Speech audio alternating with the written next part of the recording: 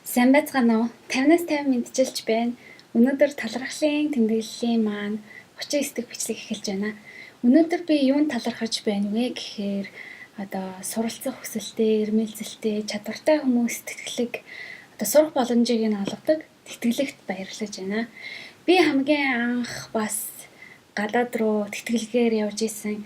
Түүгээрээ ч бас их шин зүйлийг суурч шинэ орчинтой танилцж олон сайхан зүйлийг үзэж ирсэн. Тэгээд тэтгэлэг Монголд ч гадаадд ч сургууль дотор энд тэнд маш олон байна. Тэгээ хамгийн гол нь энэ олон тэтгэлгүүдээс өөртөө таарсныг нь сонгож аваад өөрийнхөө хүсэж байгаагаа сайн бэлдээд тэгээ орох юм бол тэтгэлэг бас их сайхан том боломжийг хүмүүст нээж олгодог юм байгаамаа.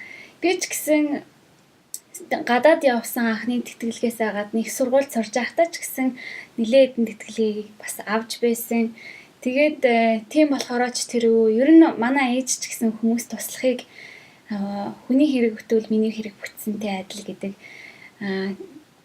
хүнд тус хүргэж байхыг зааж сургаж намайг хүмүүжүүлсэн учраас би бас ирээдүйдээ хүүхдүүдэд бас тэтгэлэг өгдөг эсвэл хандиваа өгдөг тийм боломж олцоогоор тусалж хамсаа гэж хүсэж мөрөөдөж ирсэн юм байгаа.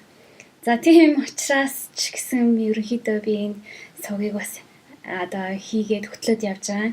За ямар ч байсан тэтгэлэг байдаг талархаж байна. Тэгээд тэтгэлэг хүртсэндээ талархаж байна. Тэгээд өөр олон хүүхдүүдэд ч гэсэн энэ тэтгэлгийн талаар илүү мэдээллийг ирээдүйд цуглуулж аваад хүргэнэ гэж бодож байна. Тайван амьдралыг Монголдо дараа уулзтлаа баяртай.